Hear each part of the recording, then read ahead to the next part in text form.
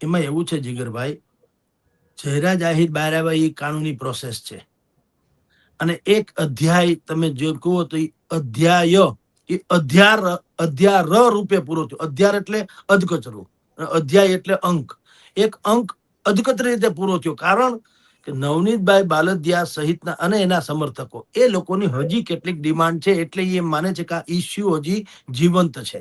જયરાજભાઈના પક્ષના લોકો એમ માને છે કે એક પ્રકરણ પૂરું થયું, ભાઈ તમે અમને અમારું નામે આવ્યું, જેલમાં જઈ આવ્યા અને હવે અમને જામીન મળ્યા છે, એટલે એ તો બાકાયદા છે, એમાં કોઈ બીજી વાત તો છે નહીં.